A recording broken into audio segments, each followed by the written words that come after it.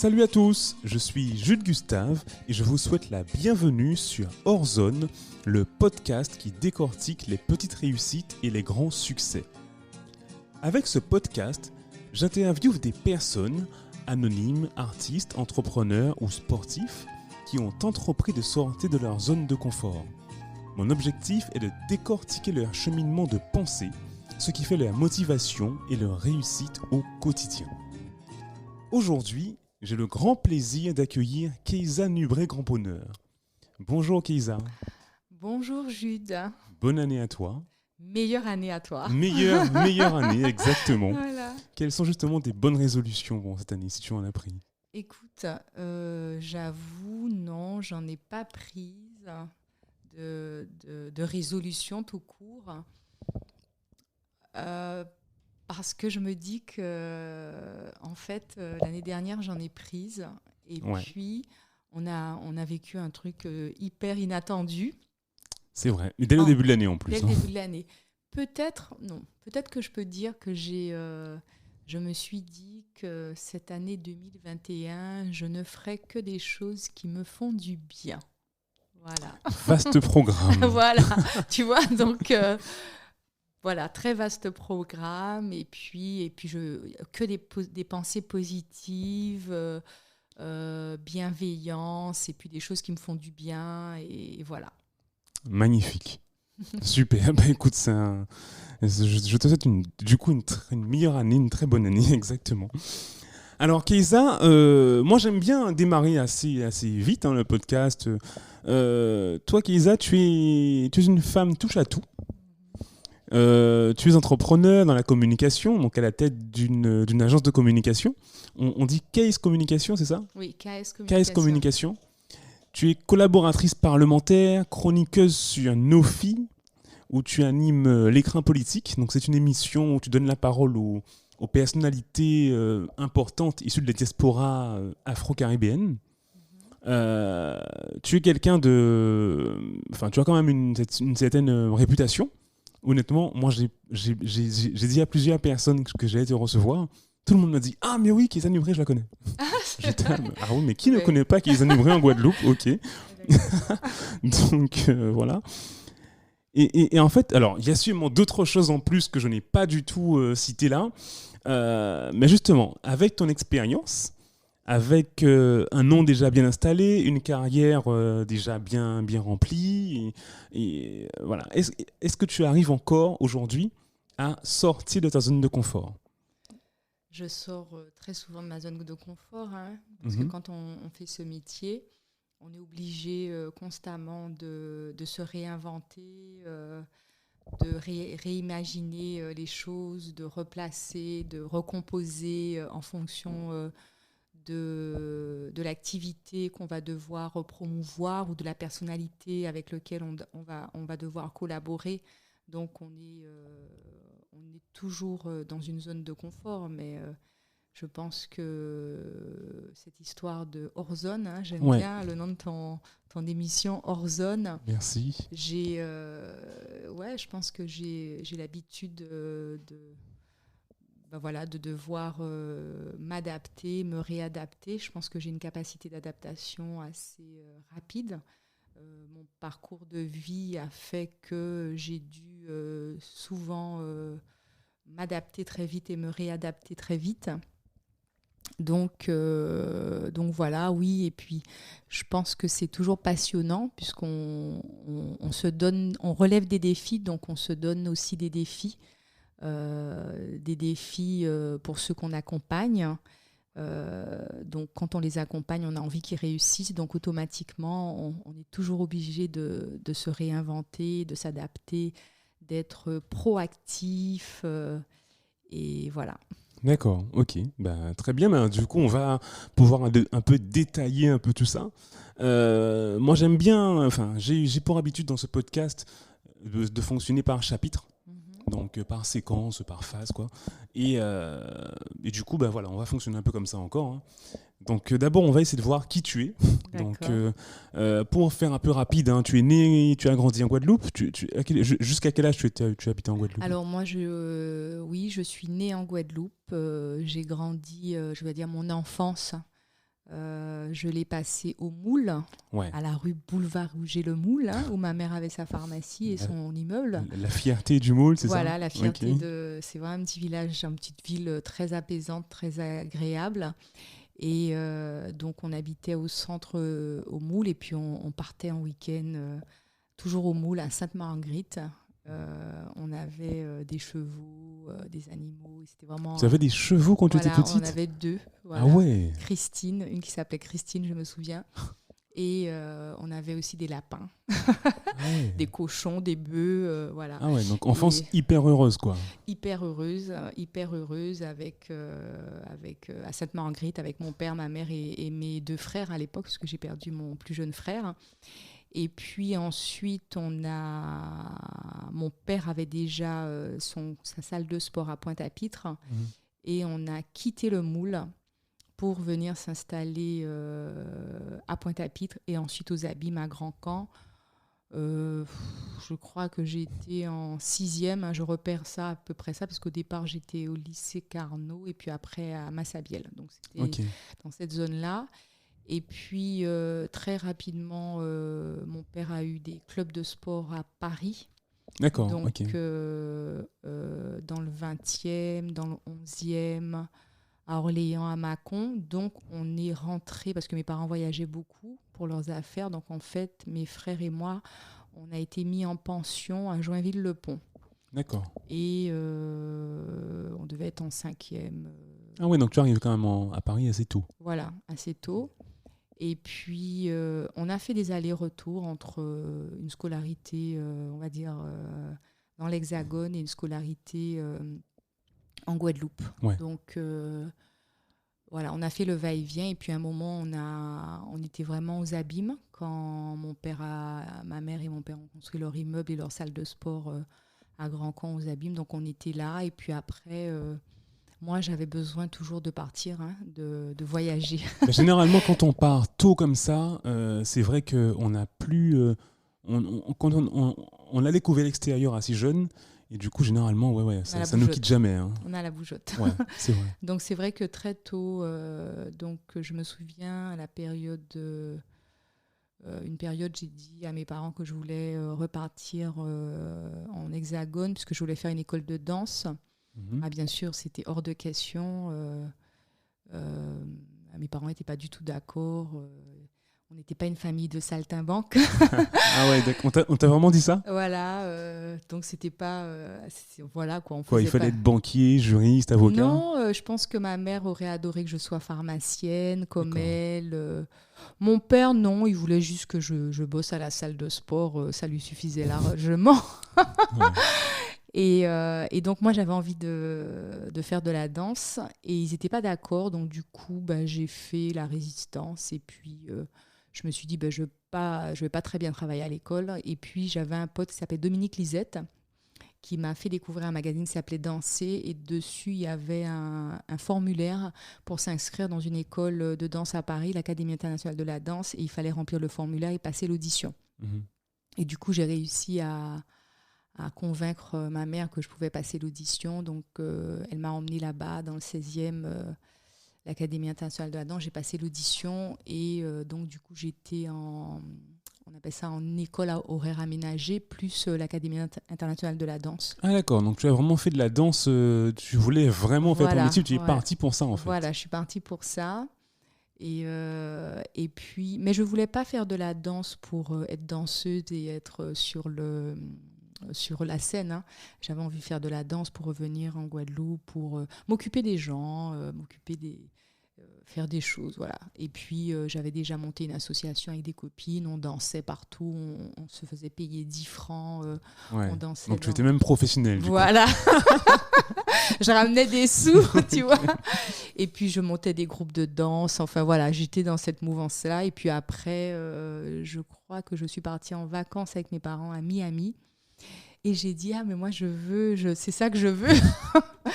Et donc, je suis revenue en Guadeloupe. Après, je ne sais pas comment, mais enfin bref, j'ai pu un moment repartir à Miami, être à l'université de Miami. Et là, j'ai trouvé les études super intéressantes, le fait de pouvoir lire, parce qu'il y a toute une organisation. L'université, c'est immense, il y a un parc, on a le temps de prendre le temps, donc j'ai trouvé ça intéressant.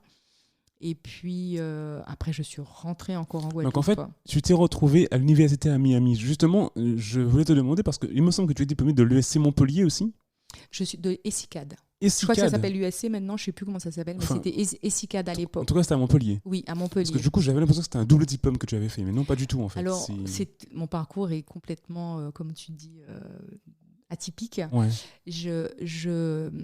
Quand je reviens en Guadeloupe après avoir fait l'Académie internationale de la danse, ma mère me dit quand même que ça serait bien de reprendre les études et tout. Donc à ce moment, je crois que je passe quelques années en Guadeloupe et je pars à l'Université de Miami en département Continuing Studies où je passe un diplôme qui te permet d'étudier à la fac. Ouais. Voilà.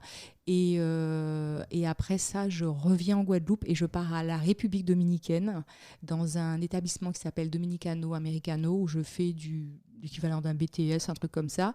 Et je rencontre Consuela Benito Espinal, je la salue si elle écoute Orzone. Ouais.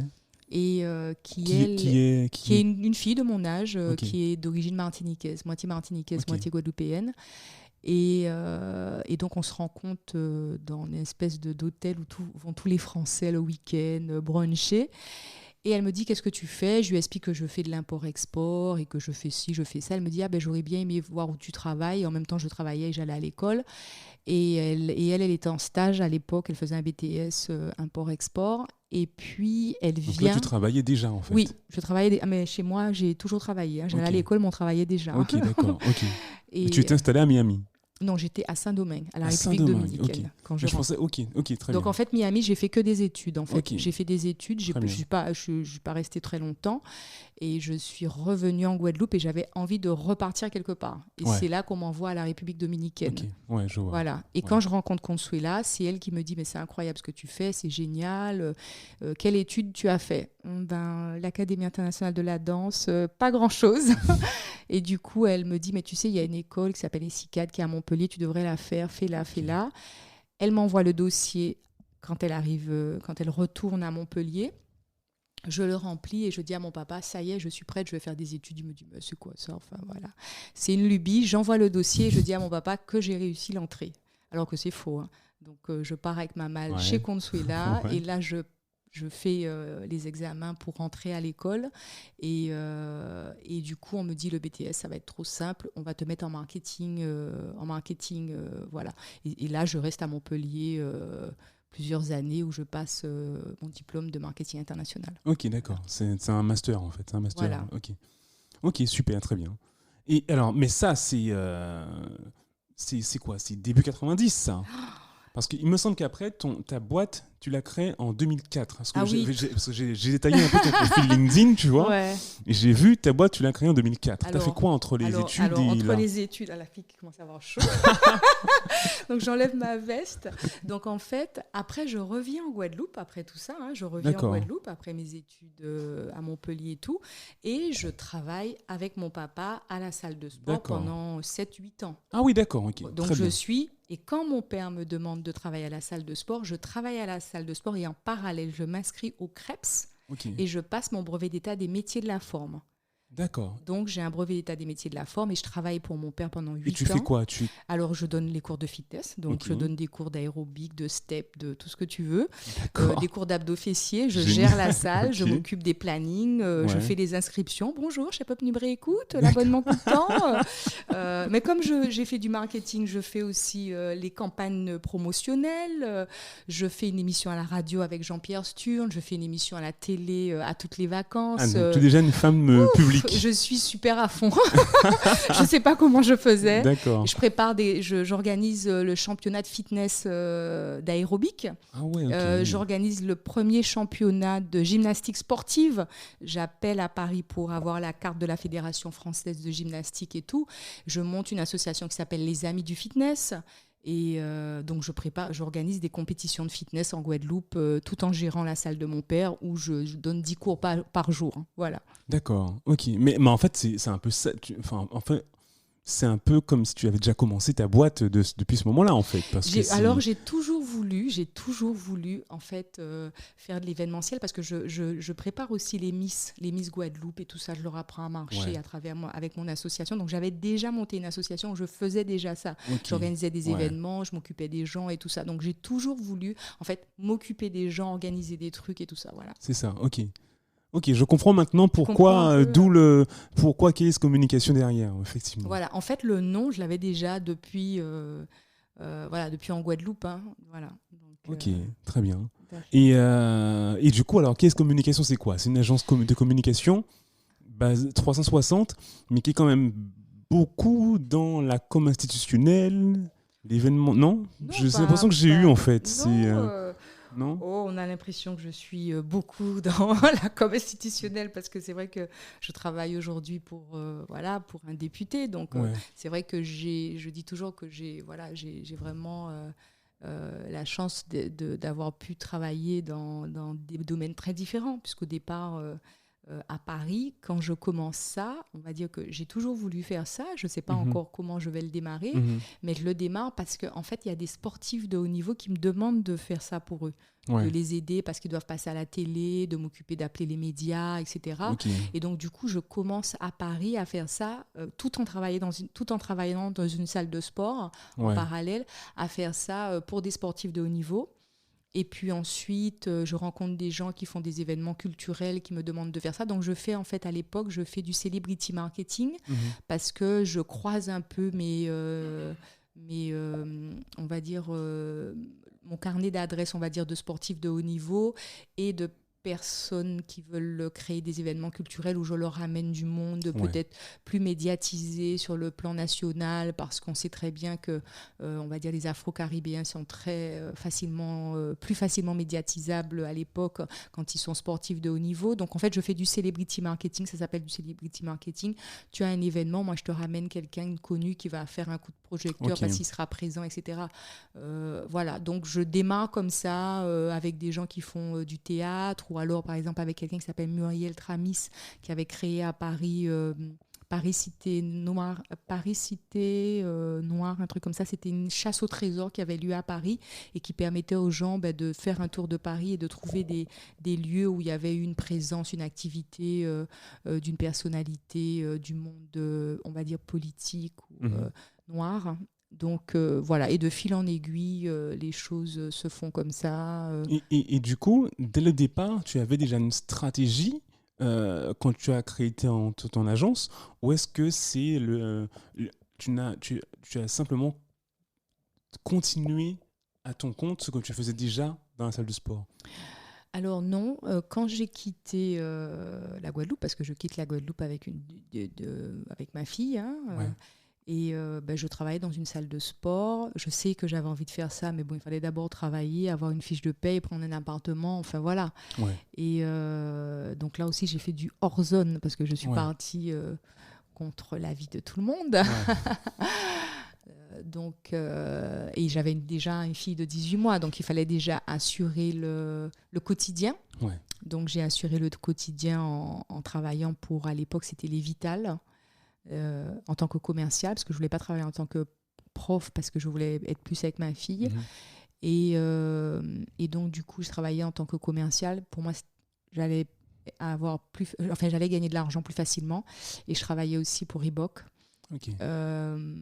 Et puis, je donnais aussi quelques cours en tant que remplaçante. Parce que quand tu es remplaçante, tu es mieux payée que quand tu es... parce que c'est au pied de levé, donc du coup, tout de suite, le club... voilà. Et donc, du coup, j'ai fait ça pour assurer le quotidien. Et à côté de ça, j'ai commencé à la demande de certains sportifs, au départ c'était des mecs de l'athlétisme, à faire ce qu'on appelle des relations presse. Mais je ne savais pas que ça s'appelait des relations presse. Donc c'est allô, bonjour, tel journaliste, le sportif machin va venir, et lui je le prépare, je le mets à l'aise, je l'accompagne, etc. etc. Super, et ça a été comme ça, et de plus en plus de bouche à oreille, il y en a qui avaient besoin de ça parce qu'ils manquaient de confiance, ils ne savaient pas trop comment ça allait se passer, comment s'habiller, comment s'exprimer, voilà. Et donc, en fait, je n'avais pas spécialement de carnet d'adresse de journaliste, je dis toujours ça, mais j'avais une voisine qui travaillait au Parisien.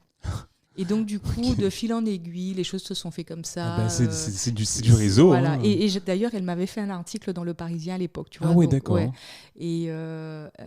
Et puis après, les webzines, on appelle ça webzines, se sont développés. Il y avait un gars qui s'appelle Hervé Mouguen, qui avait monté Griot. Oui, voilà, tu vois, c'est super vieux. Hein. Il était ingénieur informatique, mais j'adorais donc ce il travaillait dans une grosse boîte. Ouais. Mais à côté, il avait monté Griot, qui était le webzine. Mais ça marchait super fort en plus. Qui marchait super fort. Voilà. Mais bien sûr. Et il m'appelle, il me dit parce que entre tout ce que j'ai fait, j'ai eu aussi une boutique dans le 16e où je faisais touche à tout, où je vendais des compléments alimentaires, et bien sûr ça me ramenait aussi des sportifs. Ouais. Et donc du coup, Hervé me dit tiens, j'ai ce magazine, je veux parler de toi parce que c'est encore un autre truc que je faisais. Je ne sais pas si tu as connu le magazine Miss Eben. Oui. Voilà. Ça n'existe plus, Miss Eben ? Non, ça n'existe plus, Miss Eben. Voilà, okay. Tu vois, c'est vrai. Miss Eben, ils avaient besoin d'une page conseil, tu sais, le truc, faites des abdos, faites des ci, mangez comme ça et tout. Et c'est moi qui l'écrivais, cette page, avec des photos, des exercices abdominaux et tout ça.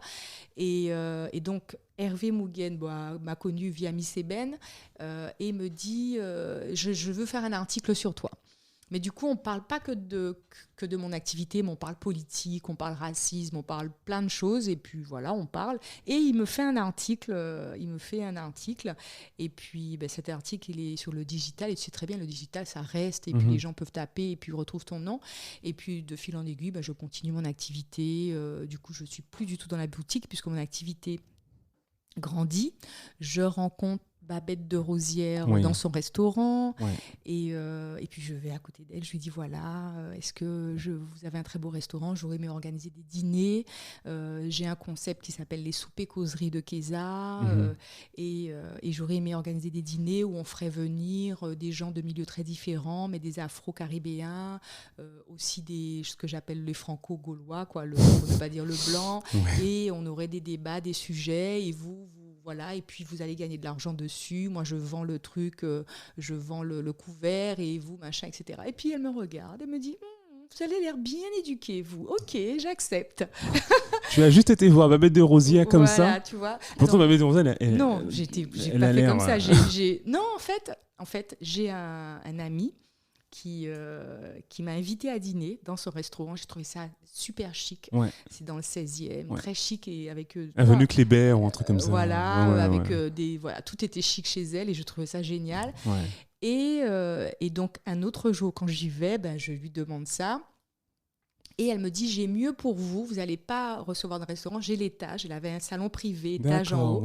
Et donc, on commence ça, et ça s'appelle les soupers causeries de Kéza.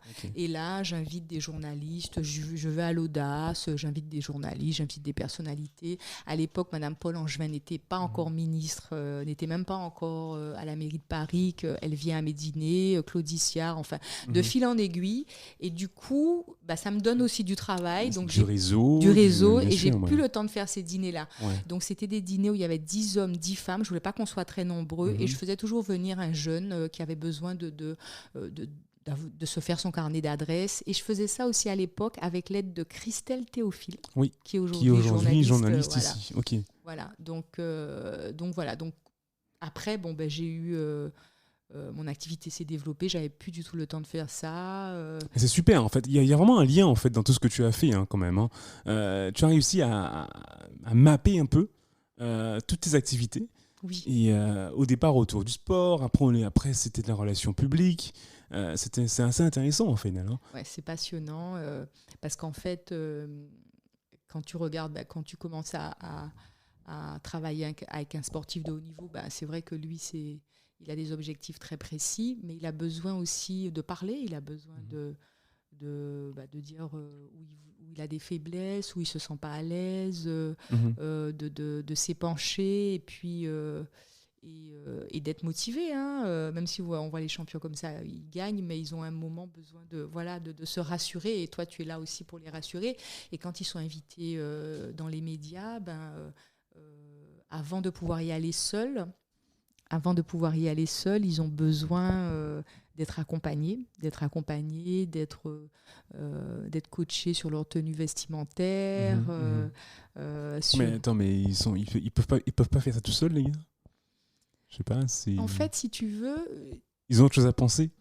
Oui, je pense qu'ils sont très concentrés. Et D'accord, puis, ils ne sont pas ok. certains que ça puisse passer. En fait, au début, ils le font comme ça, mais après, ils se disent, bon, maintenant, j'ai gagné ça, j'ai été premier, deuxième ou troisième, là, je suis invité sur un plateau, comment je me la joue, D'accord, ok. je vais dire quoi, je fais comment. Ok. Alors, il y en a qui n'ont pas du tout besoin de ça, mais il y en a en fait, très, très, très souvent qui ont besoin de ça. Et c'est pas que le sportif. Tu peux avoir une artiste, elle est très bien sur scène, elle est très à l'aise. Oui, mais le sportif, bon, après, j'imagine que ça dépend du sport, mais je vois mal. Enfin, ça dépend du sport, peut-être. Parce que moi, je me dis, bon, si tu gagnes, tu atteins la gloire un peu. Donc, du coup, on s'attend à ce que ça te donne une stature, en fait, tu vois, et on s'attend pas à ce que tu aies en face quelqu'un qui en fait n'a aucune confiance en lui. Ah, mais c'est pas qu'il ait pas confiance en lui, mais il peut être extrêmement timide. Le sportif, quand il arrive sur le terrain, bon, je prends le cas de celui qui fait de l'athlétisme, il arrive sur le terrain, il est sur les starting blocks, il est très concentré, sa musique, je sais pas si tu remarques souvent, et il est très concentré, il a sa course à faire, c'est très clair pour lui. Ouais. Quand il arrive sur un plateau télé, c'est beaucoup plus perturbant, je t'assure. Ouais, j'imagine. Tu as quelqu'un en face de toi qui va te poser 1 million de questions, tu sais pas ce qu'il va te poser comme question. Donc moi, je suis là pour faire... Bon, je vais prendre un exemple très concret. Quand j'ai commencé à travailler pour William Gallas, parce que j'ai aussi travaillé pour Lilian, mais William Gallas et Lilian, c'est 2 footballeurs de très haut niveau, mais très différents. Lilian, tu le mets sur un ring, plus tu le boxes, plus il va te répondre. Surtout depuis qu'il a arrêté sa carrière, il s'est affirmé. Quoi. Voilà, et puis c'est quelqu'un qui se prépare, et puis comme je te dis, tu vas le mettre sur un ring, plus tu vas le boxer, plus il va te répondre. Ouais. Alors que Gallas, pas du tout. Alors que William peut se rétracter et se crisper. Parce que il est hyper timide, il n'est pas très à l'aise avec tout ça. Donc, et puis maintenant, regarde, il fait même des émissions télé. Donc c'est je ne sais même pas ce qu'il fait, William Gallas, aujourd'hui. Il fait des rubriques sur Orange Sport, enfin des choses comme ça. Alors que jamais on aurait pensé que William aurait pu faire ça. William, au début, quand tu l'interviewais, sa gorge se bloquait. Et c'était fini. Toi, tu l'as coaché pour justement... Alors, en fait... moi, je me souviens au début, William, lui, ce qu'il voulait, c'était faire des activités, des événements pour les enfants. Donc, c'est comme ça qu'on a créé le trophée William Gallas. Et il fallait qu'il fasse connaître ce trophée William Gallas et qu'il fasse se connaître pour sa carrière après. Mais quand tu disais à William, on va faire une télé, mais alors là, il se décomposait. Et donc, je lui ai dit, la meilleure façon pour toi, c'est... Alors, moi, je parle beaucoup avec, on va dire, les gens avec qui je collabore, avec qui enfin, mes clients. Et William, il m'avait raconté toute sa vie. C'est-à-dire, dans le 92, quand il allait jouer au foot avec son frère, il s'échangeait les baskets. Donc, comme son frère avait des plus grands pieds que lui, il mettait des chaussettes parce qu'ils n'avaient pas les moyens de s'acheter 2 paires de baskets, etc. Il m'a raconté quand il est arrivé à Marseille qu'il était assis sur le banc, on ne le faisait pas jouer. Donc, lui, en fait, j'ai bien compris qu'il était extrêmement fort dans la tête mentalement. Et il m'a raconté aussi une anecdote, tu vois, auquel on ne peut pas penser, mais quand il a commencé à gagner de l'argent en foot, genre, il a commencé, tu gagnes 8 000 €, mais il n'avait jamais d'argent, c'est-à-dire qu'il dépensait 10 000 €, il faisait pas des choses très bien, il faisait pas des choses très honnêtes et tout. Et moi, j'ai trouvé ça intéressant, parce qu'il a fait un travail sur lui, il est devenu quelqu'un de bien, etc. Et je lui ai dit, ben, ça serait bien que tu racontes ton histoire, parce que des enfants du 92, 93, ils ont besoin d'entendre le travail que tu as dû fournir. Ah oui, il m'avait raconté quelque chose quand il est rentré à Clairefontaine et qu'il était avec Thierry Henry, parce que Thierry Henry et William sont nés, ils sont nés le même jour, le même mois, etc. Et quand il est rentré, Thierry Henry, c'était voilà, le mec, il avait tout pour lui, il était extrêmement doué, etc. Et William devait travailler, mais 100 fois plus Pour arriver au pour niveau. arriver au niveau. Ouais, ok. Et donc, c'est des profils très différents. Regarde, Lilian a une carrière extraordinaire, Thierry Henry a une carrière extraordinaire, William Gallas a eu une carrière extraordinaire, mais tous les trois de manière très différente. Ouais. Et tous les trois, alors Thierry Henry, c'était l'hyper doué. Il m'a dit Thierry Henry était bon partout, il était même bon à l'école. Il était bon partout, il était grand, il était beau, il était bon partout. William me dit, moi, je suis né comme lui, mais moi, il fallait que je... Voilà, quoi. Voilà, il fallait que je travaille beaucoup, beaucoup, beaucoup, beaucoup. Et donc, du coup, je lui ai dit, écoute, moi, je veux que tu racontes cette histoire, ton histoire. Et donc, on a fait ce livre-là qui lui a permis de raconter son histoire. Et puis, l'argent a été reversé à une association d'handicapés moteurs de la Guadeloupe.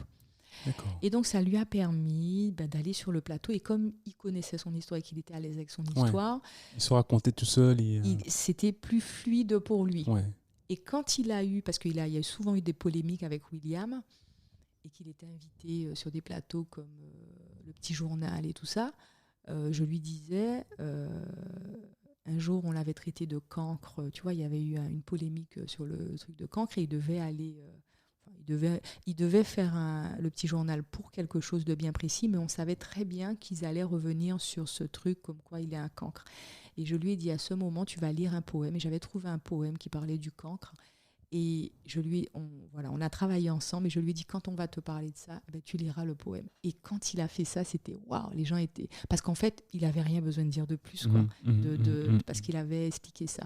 Donc moi, j'ai beaucoup aimé, aussi bien ma collaboration avec Lilian Thuram, qui était complètement différente, parce que Lilian Thuram a des positions bien précises, on va dire, il brigue pas de mandat, mais il fait de la politique, il a des idées, il défend c'est un anti-racisme, anti-violence, donc il avait lui d'autres idées et ça a été passionnant aussi de travailler avec lui et de voir aujourd'hui sa fondation et ce qu'il fait.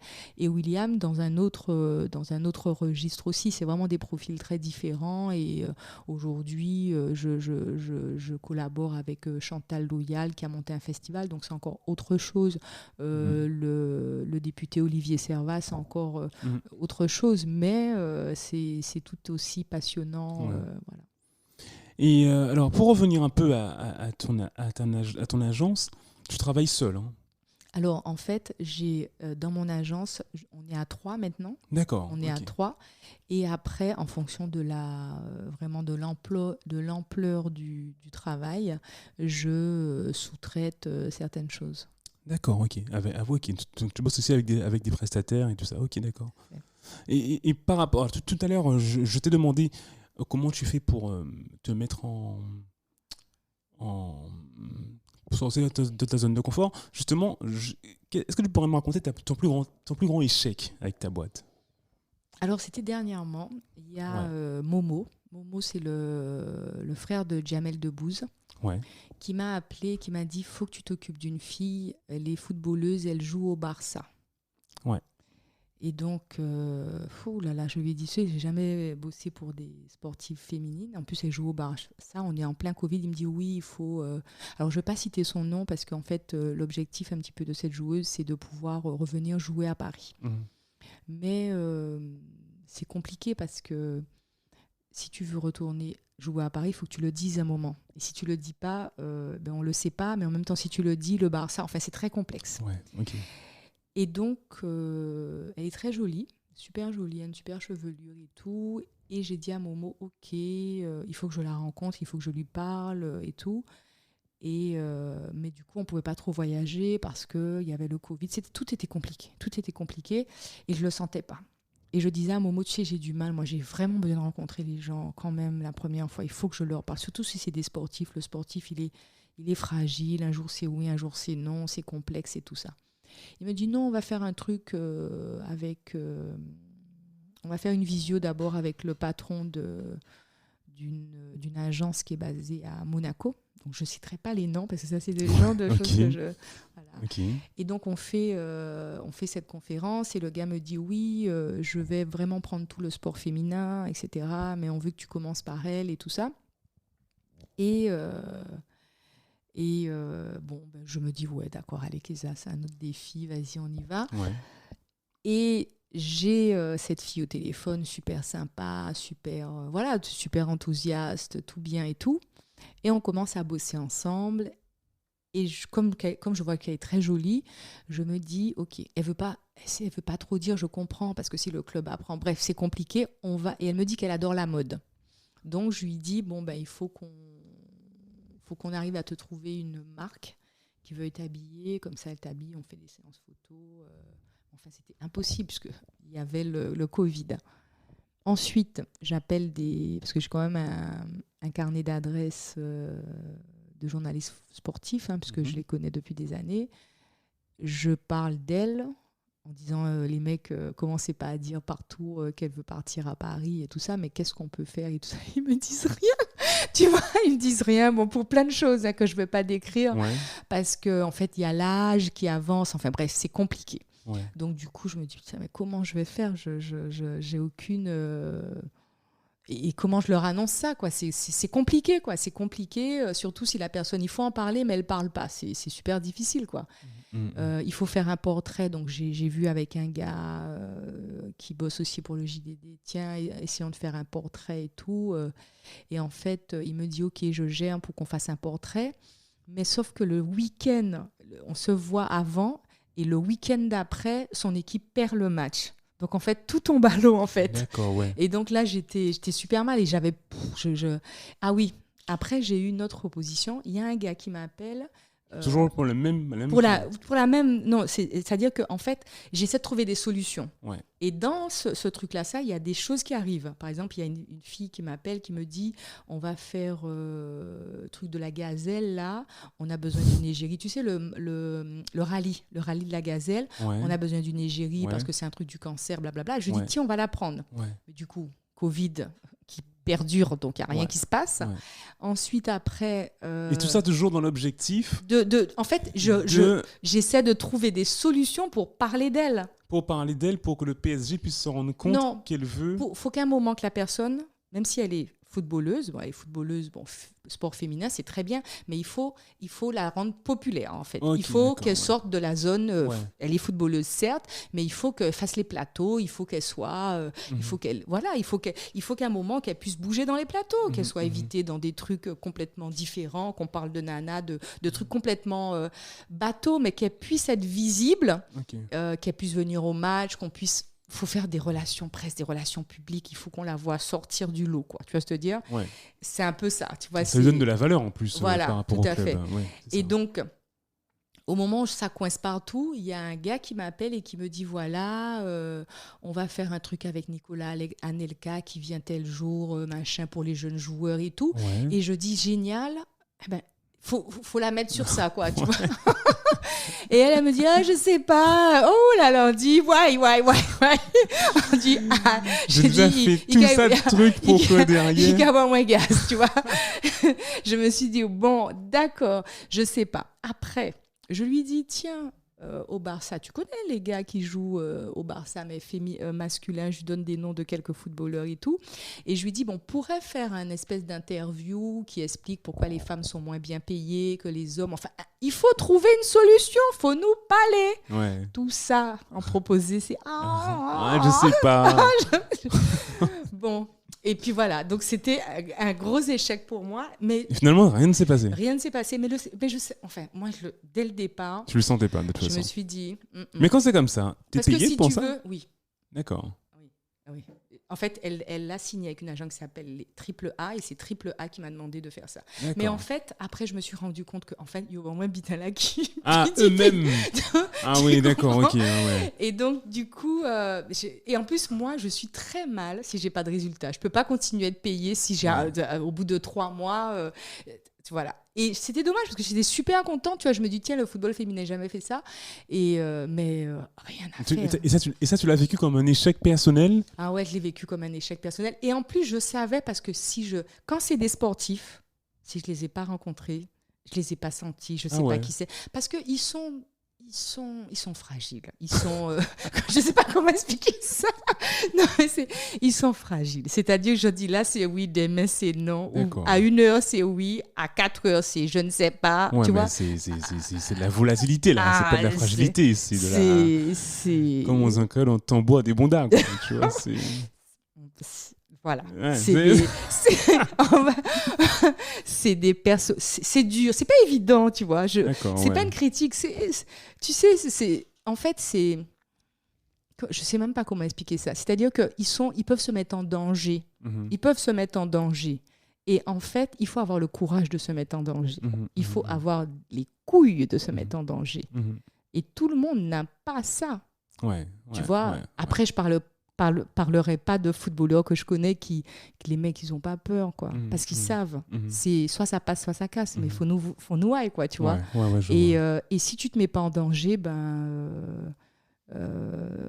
voilà quoi il y a un moment il faut quoi parce que c'est vrai que ça va créer du buzz ça peut être du bad buzz ça peut être du ouais gna gna gna mais au moins les gens vont se dire elle veut ça donc il faut tu vois donc mais si tu marches sur des œufs après peut-être que la nana elle a sa stratégie mais pour moi c'est mort parce que le football féminin c'est déjà dur et puis ça va vite une femme enfin tu vois voilà.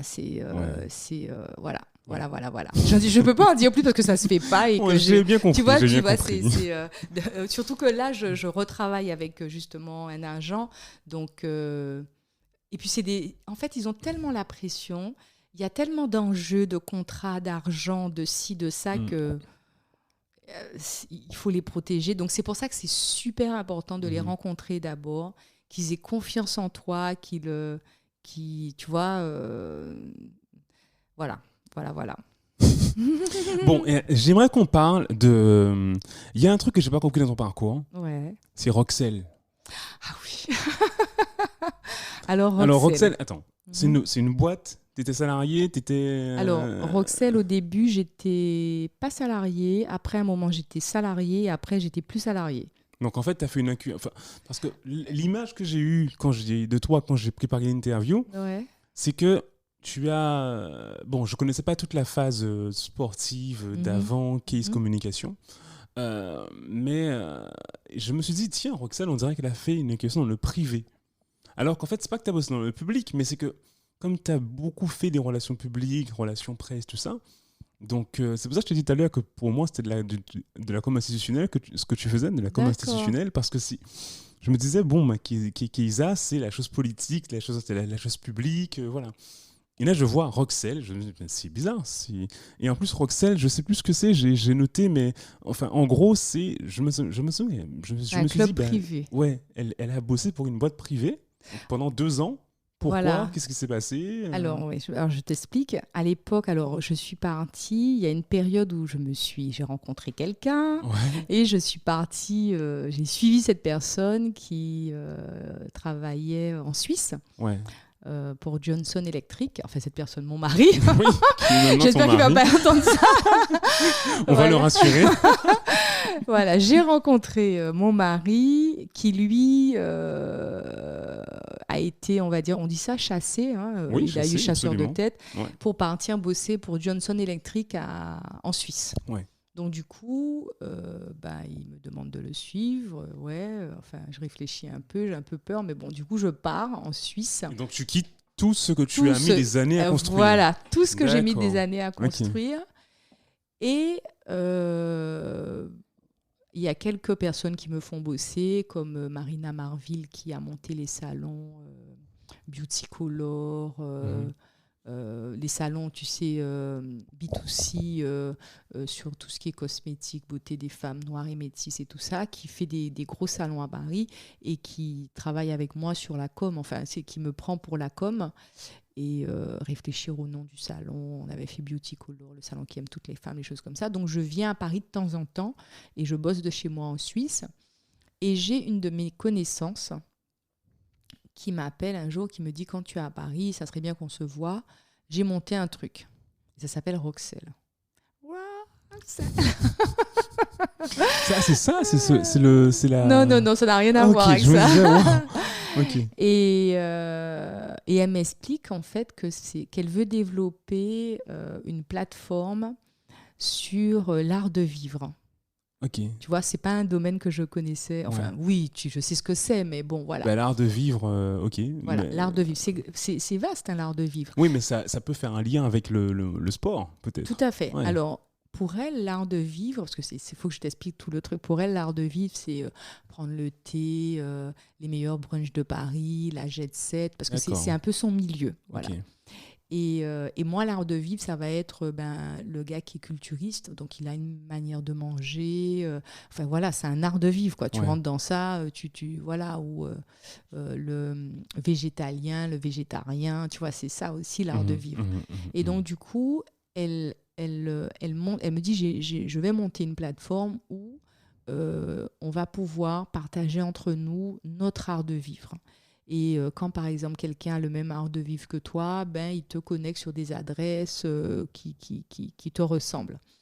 Et donc, elle a déjà tout fait. Elle a tout fait. Elle a une agence qui lui a créé le site, etc. D'accord. Enfin, tout le truc. Tout le projet est déjà fait. Tout le projet est déjà fait quand elle m'en parle. Et le projet va lui être livré et elle voudrait que je l'accompagne sur la communication, mais ça reste beaucoup de relations publiques, en fait, plus que de relations presse. Okay. Et donc, au départ, je viens sur Paris, on va dire, une fois par mois, enfin, une semaine par mois,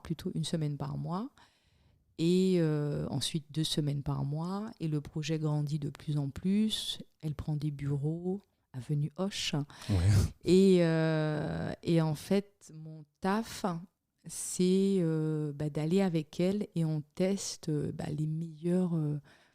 Donc, à un moment, c'est les tea time. C'est plutôt cool. C'est plutôt cool voilà, comme boulot. Les tea time. En fait, il faut appeler, il faut expliquer ce qu'on fait, enfin voilà, et puis tester les meilleurs lieux où on prend le thé à Paris, les meilleurs brunchs de Paris. Donc, tu es payée pour ça. Voilà, je suis payée pour ça. Bon, je suis pas payée que pour ça, hein, parce que en fait, c'est moi qui va passer les entretiens de tous les gens qui seront employés dans cette plateforme, enfin dans ce truc-là. Et donc, quelqu'un qui écrit, un graphiste et une community manager. Et aussi, quel angle on va prendre, qu'est-ce qu'elle veut, essayer d'étirer le plus possible, de comprendre ce qu'elle veut, où elle veut aller, etc. Donc, en fait, elle devenait un petit peu la référence de... Mais c'est très privé, hein, parce qu'elle le partage avec une catégorie, on va dire, les happy few, tu vois. Ouais. Et donc, voilà. Donc, ça a été de faire ça. Après, ça devait devenir une plateforme digitale et puis ça demandait beaucoup d'argent. Je ne savais pas si elle était prête. Et puis au bout d'un moment, même si c'était génial, j'avais l'impression de tourner en rond. Ça durait combien de temps 2 ans, je crois. 2 ans ? Et pourquoi tu en es sortie du coup ? J'en suis sortie parce que ils ont eu, c'était une start-up, hein. Donc au moment où il fallait lever les fonds, je veux dire le plus gros actionnaire ne voulait pas trop, ça devenait compliqué financièrement pour eux. Au niveau de la plateforme, on avait développé quelque chose de très sympa, mais c'était vachement confidentiel. Donc du coup, je ne sais pas si tu connais... comment s'appelle cette plateforme ? Je me souviens plus. C'est un truc qui est beaucoup en Suisse. Tu sais, c'est une plateforme aussi où ils font des événements hashtag. Oh là là, ça m'est sorti de la tête. Aucune idée. C'est des espèces de Facebook, mais complètement privés. C'est un petit comité, c'est des petits clubs. C'est pas... Non, il y a du monde, hein, mais c'est très... il faut être coopté. Oui, d'accord, ok, je vois très bien. Okay. Voilà. Comment ça s'appelait ?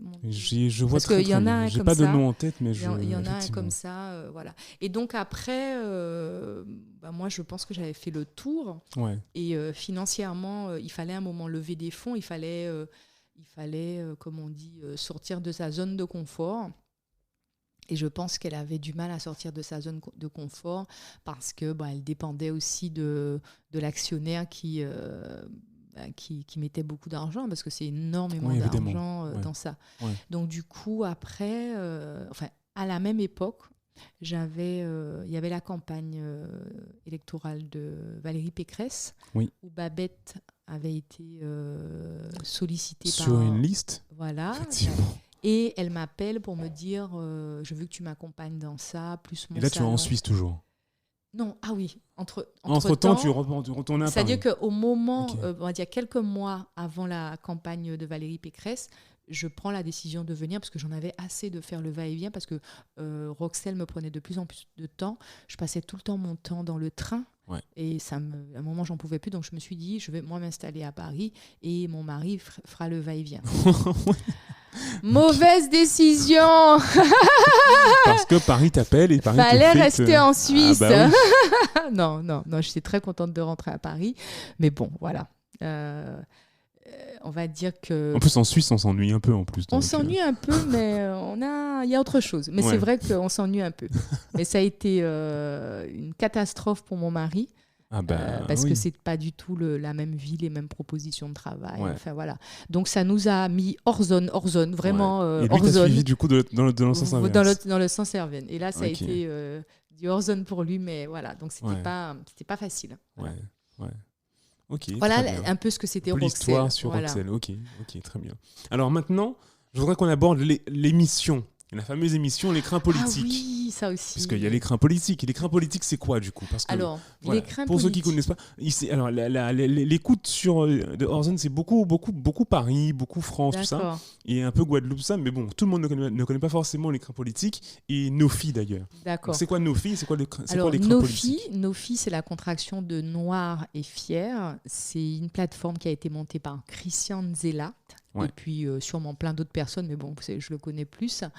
Et donc, c'est une plateforme digitale, webzine, on disait avant, plus des pages Facebook, Twitter, en plus, Instagram. C'est ancien quand même, ça fait un moment déjà. Oui, ça fait un petit moment, ça fait un moment que ça existe. Et en fait, comment m'est venue l'idée? Quand j'étais auprès de Babette durant la campagne de Valérie Pécresse, et aussi toutes mes collaborations avec le CM98, Comité Marche 98, etc. J'ai fait beaucoup le tour des associations, j'ai fait beaucoup le tour des militants, et je me suis rendu compte qu'il y avait une manne de personnalités afro-caribéennes qui faisaient de la politique et qui étaient hyper bien placés, qui étaient géniaux, qui faisaient des choses incroyables, mais qui n'étaient pas visibles. On ne les voyait pas. On les voyait nulle part, et je trouvais ça incroyable. Et donc du coup, lors d'un événement associatif qui n'avait absolument rien à voir avec la politique, c'était des gars qui montaient une association pour le cinéma, et à ce moment-là, j'ai intervenu, ils m'ont demandé d'intervenir, et je leur disais que monter une association, c'est long, tout est long, donc quand vous prenez cette décision, sachez que voilà, c'est très long, etc.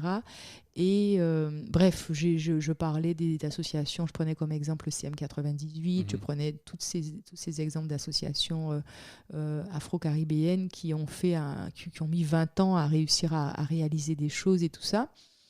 Et là, ce jour-là, Sarah Kwaka, qui était à l'époque la rédactrice en chef de Nofi, m'avait entendu et avait récupéré mon téléphone, et elle m'avait dit voilà, j'ai bien aimé votre discours politique, j'ai envie d'intégrer ces réseaux-là, faut qu'on fasse quelque chose et tout ça, et voilà. Et donc, comme j'avais cette idée, je voulais interviewer ces personnalités afro-caribéennes qu'on ne voyait pas, qui étaient adjoints au maire, qui étaient et tu ne fais que des personnalités politiques? Alors, en fait, je fais...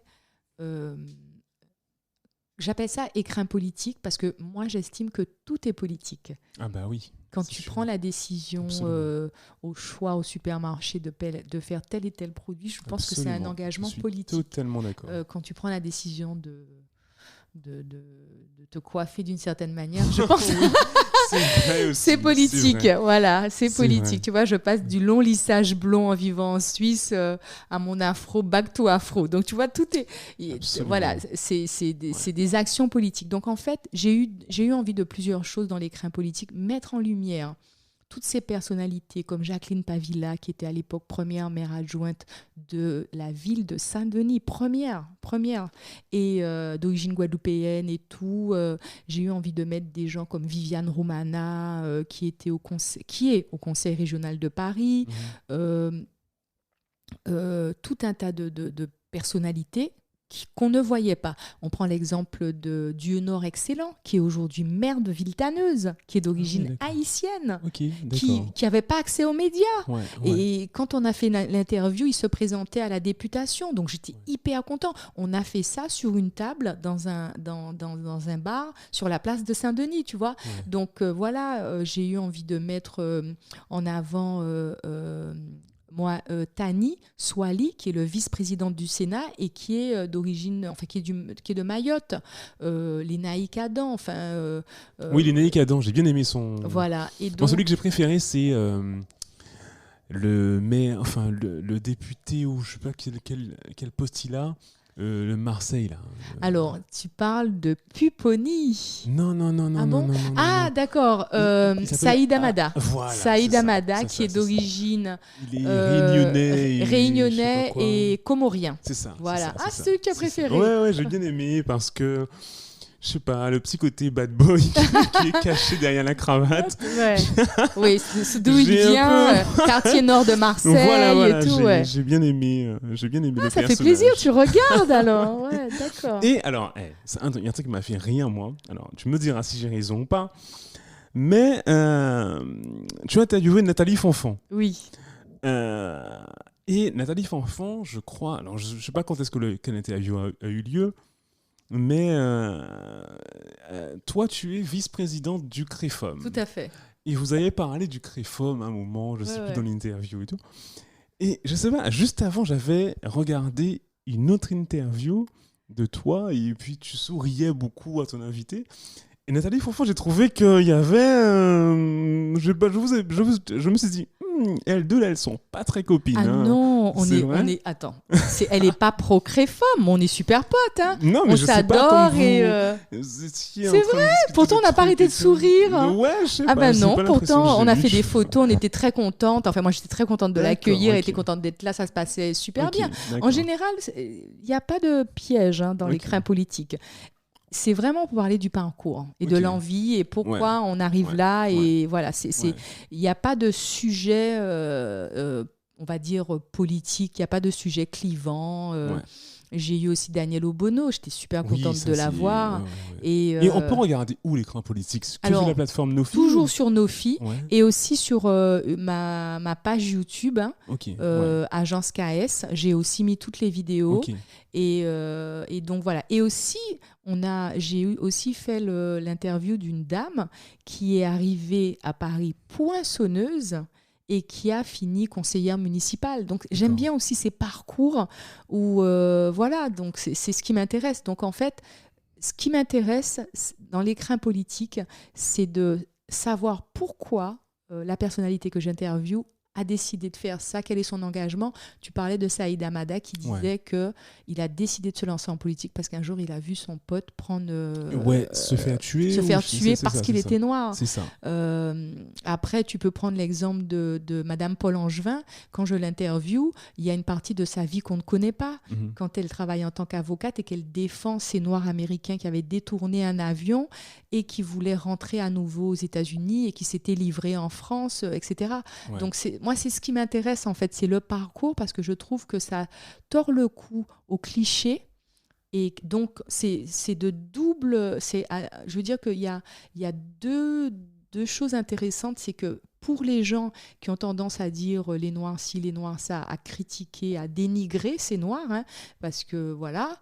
Et donc, ça leur montre des exemples. Et pour, je veux dire, les Noirs de la diaspora qui sont en France, qui disent de toute façon, pour nous, c'est mort, on n'y arrivera jamais, ils ne nous aiment pas, tout le monde est raciste, tout le monde est méchant, ça leur montre que non, parce qu'il y en a qui arrivent et qui sont des élus de la République. Oui, absolument. Et donc, j'avais envie de montrer ces élus de la République de tous bords, ou alors des gens qui ont monté des associations, qui ne brillent pas de mandat, mais qui ont un combat de faire respecter l'histoire, de faire la reconnaissance des victimes de l'esclavage, des choses comme ça, et qui sont à côté médecins, parce que Serge Romana, il a été président du CM 98, mais Serge Romana est d'abord professeur de médecine. Gordien, qui est aujourd'hui le nouveau président, c'est un chercheur et un virologue, etc.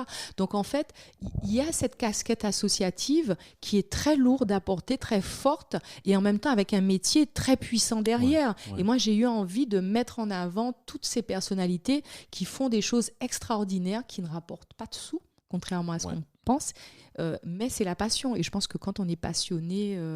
on peut manger du pain et de l'eau, non? Non, pas toujours. Presque. Un peu de beurre dessus. Voilà.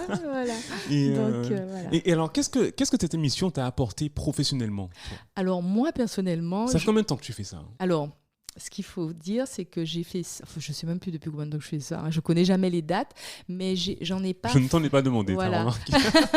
Je n'en ai pas fait beaucoup, je crois, en 2019, parce que j'ai eu 2 tragédies dans ma famille et qui m'ont poussé à... Enfin, qui m'ont pas permis de les faire parce que je n'avais pas le temps et puis j'étais pas bien non plus. Et comme je ne fais que des choses que j'aime et quand je me sens bien, et j'ai de la chance aussi d'être accompagnée par nos filles, parce que c'est diffusé sur leur plateforme et sur... Oui, parce que c'est une grosse plateforme. Oui, voilà. Ils ont 2 millions d'auditeurs, de vues, d'audience, tout à fait. Ça, et donc, on peut retrouver l'écrin politique sur nos filles. Quand on va sur nos filles, on regarde dans les onglets et on va sur écrin politique. Donc, on peut voir des vidéos qui sont... Il y a un menu, effectivement. Voilà, il y a un menu. Et on peut le voir aussi sur ma page YouTube qui s'appelle Agence KS. Ouais, c'est ça. D'accord ?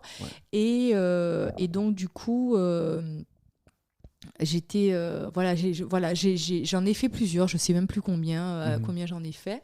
Je crois que j'ai commencé ça en 2017 ou en 2018. C'est simple, j'ai commencé ça quand j'ai commencé à travailler à l'Assemblée nationale. Voilà. D'accord. Un peu avant, un petit peu avant. Et puis il y a encore plein de gens que j'ai envie d'interviewer. Alors, mais du coup, à quand les politiques, Guadeloupe, Martinique là, très vite. Parce qu'il y a un nouveau parti politique qui est créé en Guadeloupe en plus récemment, là, l'ANG, Alliance Nationale Guadeloupe. Et c'est un nouveau truc, un nouveau parti qui, alors bon, je connais assez mal, donc je vais pas rentrer dans les détails. Mais il y a quand même pas mal de personnalités, même du monde privé, qui s'impliquent justement en ce moment. Et du coup, bon, c'est intéressant. Il y a une émulation. Voilà. Ce sera intéressant de voir où est-ce que ça nous amène, quoi, tu vois. Alors moi, là, en Guadeloupe, oui, j'ai plein d'envie, j'ai envie d'interviewer plein de personnes. Donc là, je suis en train de faire ma petite liste et voilà, mes demandes et tout. Donc il y aura des petites surprises intéressantes. Et puis, tu m'as demandé qu'est-ce que ça m'apportait. Oui, je t'ai demandé ce que ça t'apportait. Ouais. Alors, est-ce que ça m'apportait quelque chose financièrement? Non, professionnellement. Quand c'est professionnellement... est-ce que ça t'a aidé dans tes projets? Est-ce que ça t'a... Tu vois? Alors, je ne sais pas si ça m'a aidé. Non, je ne vois pas. Mais en tout cas, ça m'a beaucoup enrichi.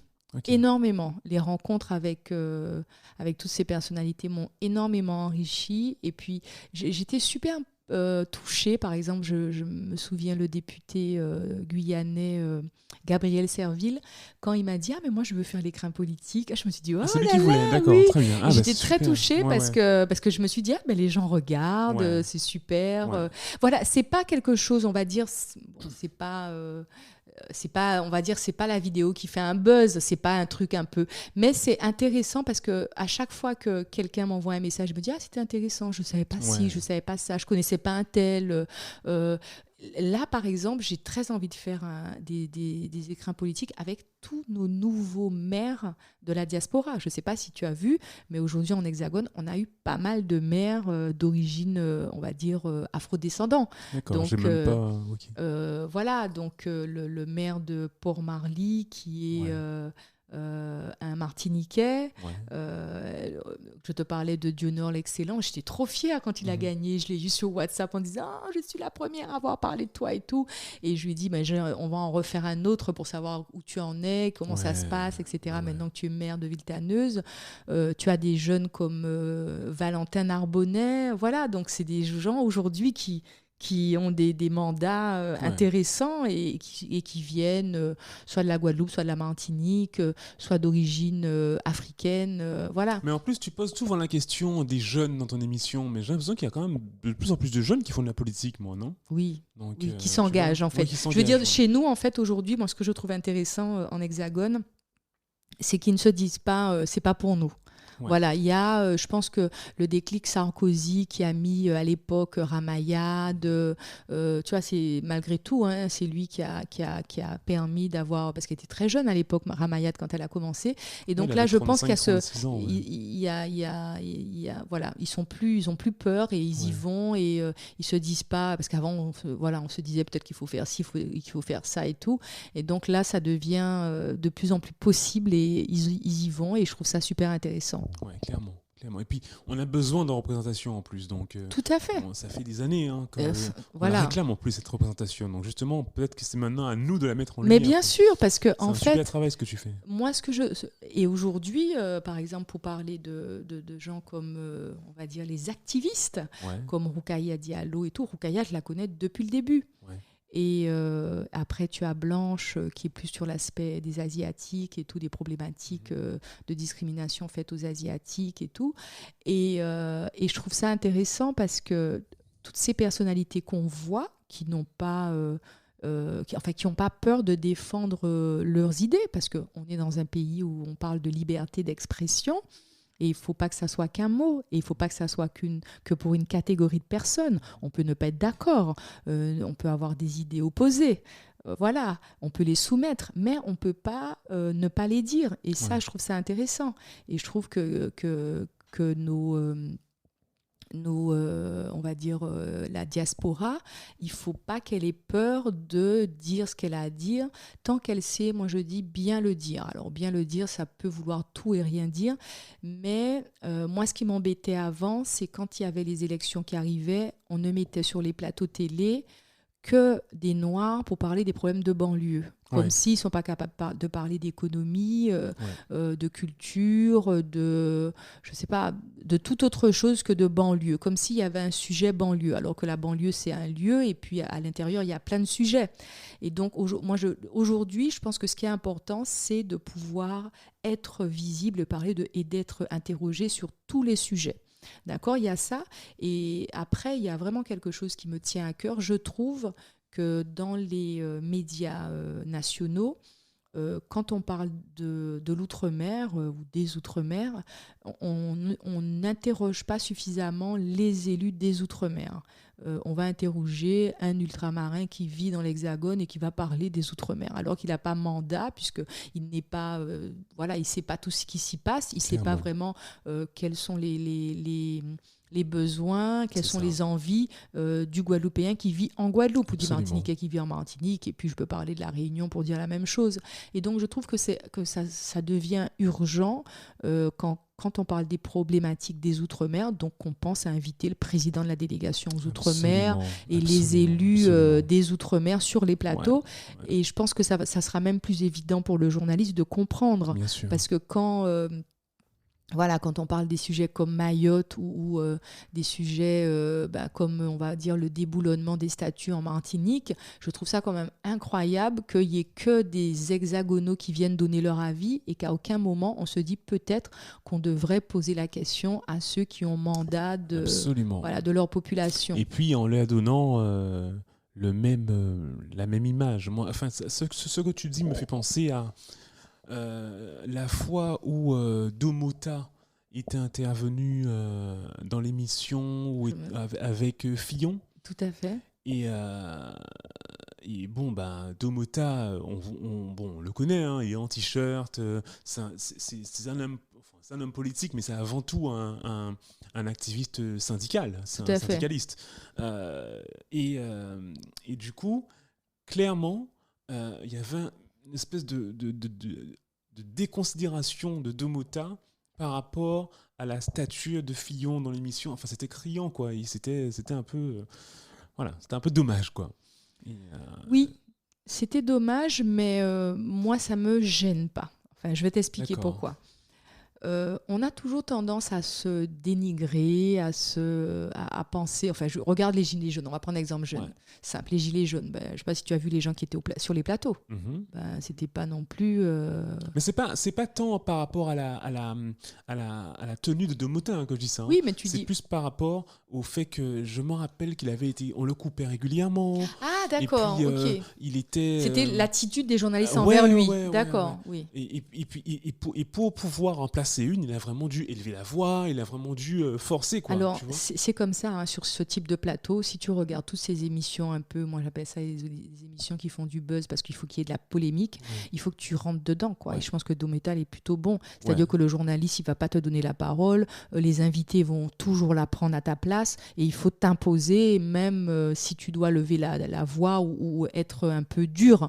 C'est un peu ça, le plateau, ça va très vite et surtout quand il y a beaucoup de gens et l'objectif, c'est que tu ne parles pas. Donc, moi, je ne sais pas, je l'ai plutôt trouvé souvent bon. Après, je ne sais pas si j'ai vu cette émission, parce que ça date, mais je l'ai plutôt trouvé souvent bon. Mais c'est un vrai métier, il y en a qui sont des pros. Et puis après, c'est un sujet tellement vaste, mais est-ce que vraiment les politiques guadeloupéens font l'effort aussi de... En tout cas, Caribéens et Guadeloupéens, Guadeloupéens et Martiniquais, font vraiment l'effort de se mettre en avant. Mais bien sûr. Je pense que c'est les médias qui... C'est vraiment les médias. Mais bien sûr. Moi, bien sûr. Déjà, ils ont le niveau, ils ont la compétence. Mais c'est les médias qui préfèrent toujours interviewer le ministre des Outre-mer. Voilà. Et pas le ministre des Outre-mer. Il est ministre, certes, d'accord. Donc, il est nommé.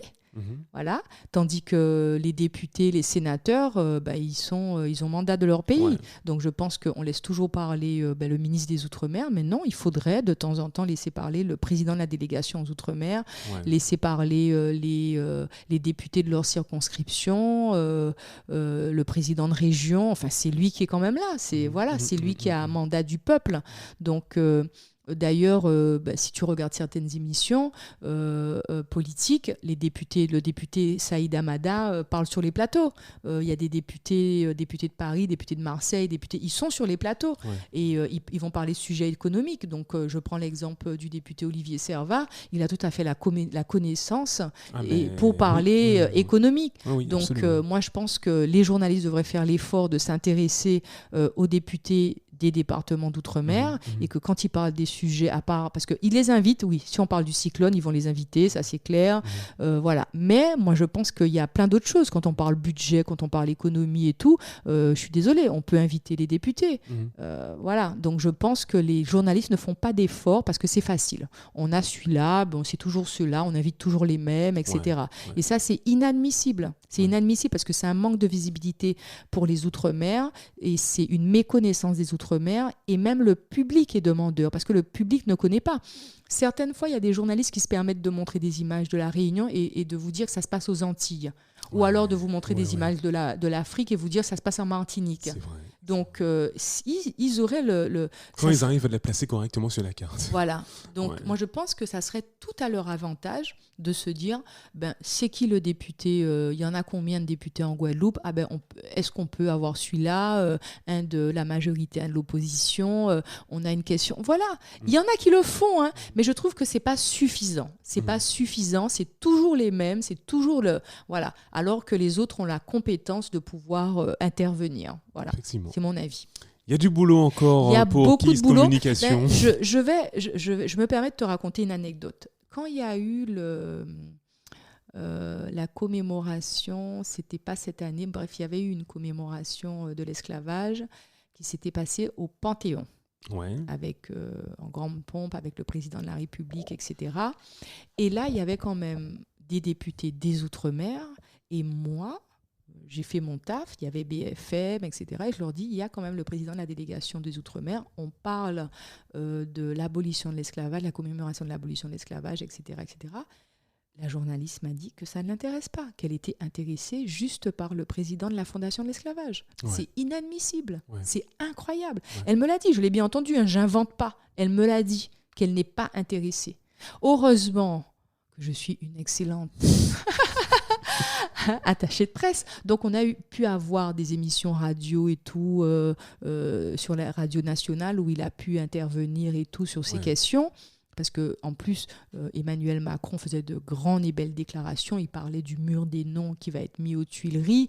On parlait plus de la date du 23 mai, qui est la date de la commémoration des victimes de l'esclavage. Donc, Olivier Servat a pu intervenir dans le national parce que je suis passée par mes réseaux. Mais quand il y avait tous ces journalistes-là, vous imaginez ? Ils n'allaient pas vers eux. Ils n'allaient pas vers les élus ultramarins. C'est quand même incroyable. Voilà. Ouais, absolument. C'est vrai. Non, il y a, comme je disais, il y a du boulot pour il y a beaucoup de boulot pour l'agence Kate et ils vous disent après, encore. ils savent pas, mais bien sûr qu'ils savent, c'est pas compliqué, hein, ils savent qu'il y a une idée. Enfin, je veux dire, dans ce cas-là, si tu es journaliste et que tu sais pas depuis tant d'années, c'est quand même incroyable. Bon, ben c'est clair. Bon, alors du coup. Pour finir, j'ai quelques petites questions à te poser comme ça. Tout à l'heure, tu me disais qu'avec l'écran politique, ce qui t'intéresse, c'est de comprendre ce qui motive les gens, ce qui motive tes invités. Voilà. Justement, toi, qu'est-ce qui te fait te lever le matin, Lisa, encore aujourd'hui ? Ma fille.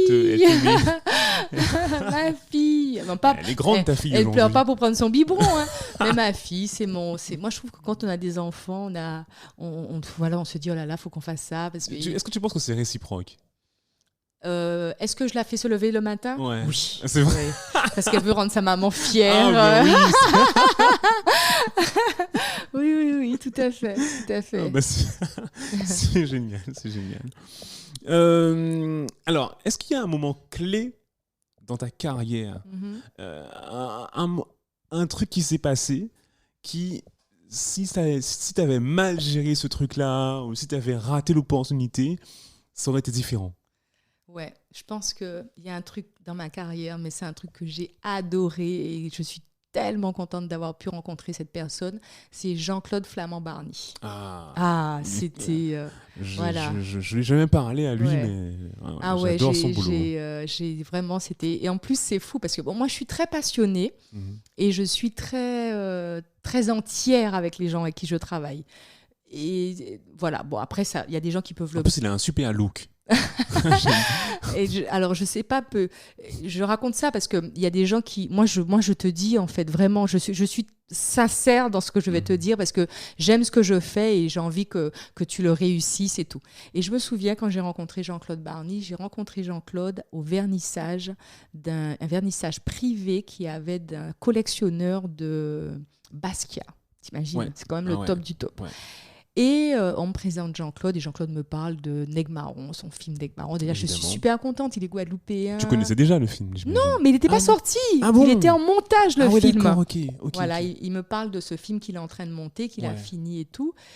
Et il me dit, bon, bah, écoute, si tu veux, viens voir le montage. Okay. Ah ouais. On sera en montage et tout. Oh, mais ça, c'est trop géant. Ouais. Je ne sais pas du tout comment ça se passe un montage. Et là, je vois le film, je le regarde. Super film. Mais je passe des heures dans la salle de montage. Et puis après, on parle et je lui dis ce que je pense. Et lui, il est choqué. Il dit, mais attends, elle commence déjà à me casser, tu vois. Ah, t'as cassé le film ? Non, si tu veux, j'ai pas cassé le film. Mais je lui dis, mais Jean-Claude, le film, il est génial, il est géant, mais il y a trop de créoles.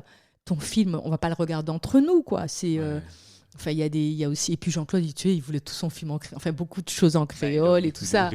Le sous-titrer. Voilà. Oui, mais bon, le film, si on veut qu'il marche, il y a un moment, il faut être réaliste. Ouais. Tu vois, c'est-à-dire... Et donc, on parle pendant des heures et tout. Et puis après, bon, il monte, il fait ses trucs et tout. Et puis, on se revoit. Je lui dis encore, mais c'est super, mais il y a ci, il y a ça et tout. Bref... Mais on se dit les choses cash et tout, on s'engueule même et tout. Alors que tu le connaissais 2 heures avant. À peine, hein, tu vois. Mais je trouve génial ce qu'il fait. C'est tellement génial que je veux que ça soit, que ça marche, quoi. Ouais. Et puis après, il me dit, bon, bah, tu vas... Et puis moi, je vais bosser sur le film, je vais m'occuper des relations presse et tout ça. Et il me dit, voilà, bah, tu vas être mise en concurrence. C'est Mars Distribution qui s'occupe du film. Donc, un jour, ils vont convoquer des gens, blablabla. Et vous allez être plusieurs. Et voilà, tu vas faire ta proposition. OK. Moi, je suis prête. Hein. hors zone, hein, je suis prête pour la clairement. compétition. Allez. Et donc, quand ça arrive, il me dit, et puis je viens, et on est plusieurs, c'est vrai, et moi je fais ma proposition au gars, et puis j'attends, et puis c'est moi qui suis prise et tout. Et là, je me dis, mais je sais pas en fait, pour le cinéma, comment ça se passe et tout. Et je dis à Jean-Claude, quel est en fait, c'est quoi l'objectif quand un film sort en salle ? Comment on fait ? Enfin, c'est quoi l'objectif ? Voilà. Sais, hein, parce que c'est pas. Mais bien sûr. On a des fois, on se dit, mais c'est évident, c'est d'être vu. Mais en fait, ça se trouve, non. Non. Ah ben non. Et je dis à Jean-Claude, quel est l'objectif ? C'est quoi ? Quand un film sort en salle, c'est quoi l'objectif ? Et il me dit, Kéza, si le mercredi de la sortie, le film ne fait pas un certain nombre de trucs, on sort. On n'est plus, on sort. Tu vois, c'est gros ça, hein. On sort des salles. Pow. Ok, d'accord, j'ai compris ce qui était l'objectif. Et donc là, on discute stratégie. Et tu sais, les mecs te disent, voilà, donc on va le mettre dans Cahier du cinéma, on va mettre dans Kibitin du cinéma et tout. Et j'ai dit, attendez les gars, les Noirs là, ils lisent pas hein, le truc, la Cahier du cinéma, machin, nous pas qu'à lire ça. Eux, ils lisent Le Parisien, ils lisent L'équipe, parce qu'il y a tout qui a des football, il y a un concert, il y a vrai qu'à ça, etc. Donc il faut qu'on fasse du street marketing, il faut qu'on ait un mec qui fasse de l'affichage sauvage dans tous les trucs, les soirées, les trucs où il y a des Afro-Caribéens, parce que notre premier client qu'on doit toucher, c'est nous-mêmes. Bah oui. Après, les autres, c'est que du bonus. Mais il faut nous commencer par toucher nous. Et donc, si tu veux, donc je bosse avec un gars qui fait du street marketing, qui liste tous les lieux à Paris où il y a les boîtes de nuit, les sorties, les concerts, tout ce que tu veux. Et même dans les concerts, je me souviens juste avant, il y a un concert de Kassav. Je dis, OK, les gars, il faut qu'on rentre là. Dans les toilettes des hommes, il faut qu'on colle ça sur le mur comme ça parce qu'ils font pipi comme ça. Les femmes, il faut qu'on colle ça sur la porte parce que tout est pensé. Et affichage sauvage, il faut qu'on mette ça dans tous les bars, enfin dans tous les trucs où il y a des noirs, quoi. Et il faut ouvrir des salles à comment ça s'appelle là, à Châtelet-Les Halles, blablabla et tout. Voilà. Et donc, en fait, ça a été... La stratégie, c'est de faire ça. Et il faut que j'arrive à réunir tous les Noirs qui comptent à Paris, quoi. Tous les sportifs de haut niveau, je vois les Luxe Sonore, les Angloma, les Lilian Thuram, les Carambeu, tout ça, quoi. Et en plus, il faut les laisser dehors, comme ça les gens vont les voir en passant. Et en fait, c'est ce qu'on a fait. Et le mercredi, il y avait en même temps un film où il y avait Vanessa Paradis à l'affiche et Jean-Claude Barny explose tout. Et il passe même dans le petit journal, etc. Voilà. Et là... Ouais, évidemment. C'était bon pour moi. Mais là, je flippais parce que je me disais, putain, si ce film-là, mercredi, pas là, c'est que le travail là, pas été bon. Et donc, en fait, c'était ça. Et ça, c'est le truc, il y a eu un avant, un après ? Jean-Claude, il a sorti ce film. Donc non, mais pour toi, je veux dire. Ah ben oui. Après, j'ai bossé sur ses autres films. À part sur... en fait, je suis arrivée sur le Gang des Antillais en retard parce que j'étais sur autre chose et c'était compliqué pour moi de faire les deux. Et donc, je suis arrivée sur le Gang des Antillais...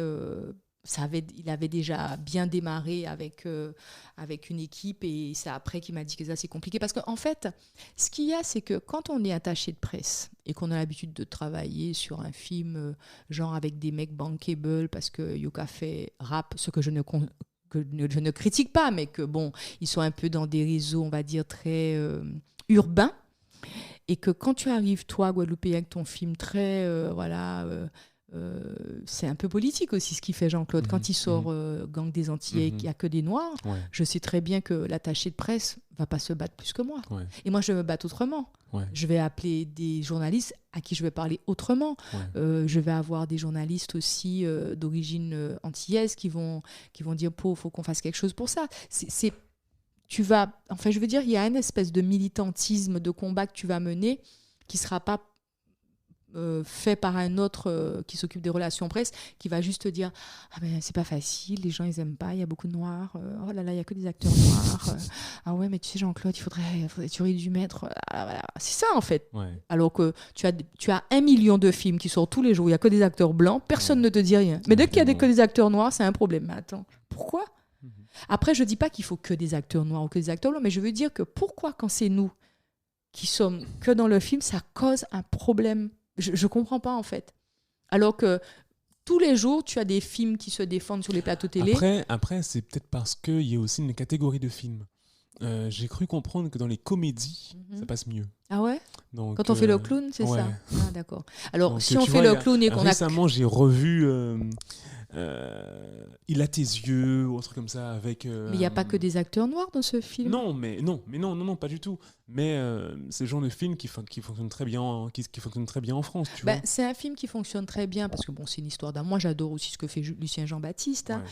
J'aime beaucoup ce qu'il fait, ça marche très bien. Mais si tu veux...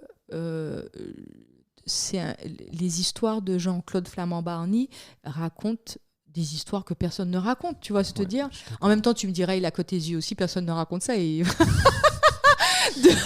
de Lucien Jean-Baptiste, on va dire que c'est des histoires très rares, mais c'est de la comédie, donc c'est plus soft. On ne met pas les gens en face d'une réalité, bien qu'il le met d'une manière lui aussi. Oui, il fait une espèce de soft power. C'est un travail. C'est un travail, bien sûr, il y a rien il fait une espèce de soft power, Lucien Jean-Baptiste, puisqu'il parle aussi de racisme. Et puis quand il a fait le film en Martinique, le carnaval, moi j'ai beaucoup aimé ça. Il y en a qui n'ont pas aimé, mais je trouvais que ça intéressant parce que ça parlait de notre culture, tu vois. Jean-Claude, on va dire que c'est plus raide, quoi. Le gang des Antillais, ça fait waouh, c'est le gang, quoi, tu vois. Et Tropique amer, c'est un film qui parle de l'esclavage. Nègre marron, d'une condition dont on ne parle pas, qui existe en Guadeloupe. Et en plus, avec Admiralty, moi, j'ai adoré ce film. Je me suis revu quand j'étais gamin en Guadeloupe. Ouais. Mais moi, ce film Nègre marron, je me souviens toujours, quand j'ai rencontré mon mari, il avait sa vidéothèque, moi j'avais la mienne, et en fait, elle était composée de la même chose. Et quand j'ai vu dans son truc Nègre marron et que je lui ai dit que je connaissais Admiralty et que je connaissais en plus Jean-Claude Barny, mais il était waouh, c'était pour lui. Il m'a dit mais ce film, tu vois, c'est pour lui, ça faisait partie des espèces de films brésiliens vraiment que tu es obligé d'avoir enfin sur ton étagère. Ça montrait que tu avais une espèce de culture cinématographique. Et ça, je trouve ça génial. Et je pense que Jean-Claude, c'est un peu une espèce de référence. Après, il y en a qui aiment pas du Barny. Mais moi, je suis très Barny. Tu vois, je suis très Spike Lee. Je suis Barny. Je peux être aussi Almodovar, qui est complètement différent, trash, très dur. Mais voilà, j'ai des petits trucs comme ça sur le cinéma, sur la culture, voilà. Mais, en quoi cette expérience-là a été un tournant pour toi? Parce que je suis montée. Voilà, c'est comme si j'avais monté d'un niveau. Okay. Parce que j'étais appelée pour le cinéma, sur des films. Il y avait, alors il faut que je me souvienne de ce film-là, par Mars Productions, en plus. Qui est un gros distributeur. Et des films sur lesquels je n'ai pas travaillé, parce que j'ai été voir les films et ça ne m'a pas du tout, j'ai trouvé ça faisait très clip, il y avait des noirs dedans, c'était super et tout, mais ça m'a pas du tout branché, mais j'étais invitée à beaucoup de premières, donc voilà, j'ai trouvé ça génial, tu vois. Même si tu vois, c'est pas des choses que je publie, mais tu vois, je peux très facilement être invitée à des premières et ça, j'ai trouvé ça génial. J'étais invitée à plein d'endroits pour rencontrer du monde, pour voir des choses, et ça m'a intellectuellement, ça m'a beaucoup nourri. Tu vois, que ça soit des Français d'origine maghrébine, des Français plus d'origine de l'Afrique de l'Ouest, et tout ça. Donc ça a ouvert mon carnet d'adresses à d'autres horizons, et donc voilà. Donc j'ai trouvé que c'était intéressant ça. Donc ça m'a, même si je travaille pas spécialement avec eux, mais je les connais. Voilà, on échange sur des choses. Ils m'invitent à des trucs. Tu vois, par exemple, j'avais été invitée à un vernissage pour le lancement d'un festival qui avait lieu au Maroc, avec des artistes peintres fabuleux, des photographes. Donc, je vais autre part. Voilà, je vais dans d'autres milieux qui ne sont pas spécialement des milieux afro-caribéens. Donc, c'est ce que ça m'a permis ça me permet de faire. Voilà. Super. Est-ce qu'il y a un truc dans ta vie quotidienne que tu considères comme essentiel à ta réussite? Quelque chose dans ma vie essentiel que je considère essentiel dans ma réussite, oui. Oui. Alors, si on parle de réussite financière, je ne pense pas être... Je parle de réussite en général. Alors, liberté. Ah ouais.